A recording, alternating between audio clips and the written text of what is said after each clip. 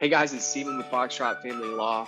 3 quick tips on communication with the other side in your child custody and co-parenting case. Tip 1, use a different messaging app than like your native messenger on your iPhone or Android device.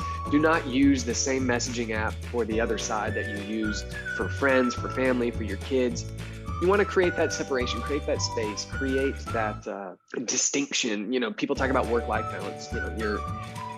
Your active personal day-to-day life with your friends and family, working with the other side to co-parent. That's sort of a different business. So use a different service than your native messaging application. I mean, there are tons of these things out here, guys. I mean, you can use Messenger for the other side. If you've got Facebook, you've got Messenger. You can use WhatsApp Messenger, which is actually like the biggest messaging app in the world, I think, or use GroupMe. But there's like tons of these things out there, guys. So you don't have to use the same messaging app for the other side that you do with your friends and family. And one benefit of that is you can differentiate the notifications where you got sounds on and vibration for text messages if you're meeting up with some buddies or something, or get a message from friends and family. But if it's in the middle of the night or something and you need to send something to the other side, like that's not going back and forth in messaging, that's going back and forth through a different messaging app where you can create different notification structures. And that really is beneficial for both sides, frankly. And here's the most important thing. You check those messages when you decide to. The other side doesn't have the opportunity to infiltrate your time, your energy on a day-to-day basis, just like anybody else in your life who you would want to have access to you.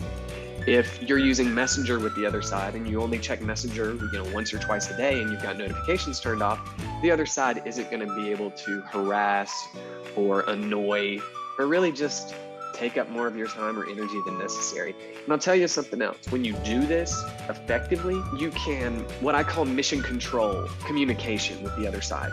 Mission control meaning updating them as you're doing things for your child's, upbringing, care and control, education, welfare, etc. It doesn't have to be a discussion, a big back and forth. Hey, the kid's got a cold, going to the CVS to get an XYZ. Any thoughts or issues or questions? And that's in Messenger, that's separate. That's like a business deal, that's transactional.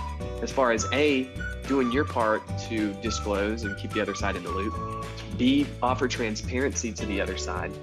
But C, still, like I said, using a different messaging service to keep that part of your life separate and distinct and have a different mindset. So you can transition, okay, I'm dealing with the other side here, I'm dealing with friends and family over here.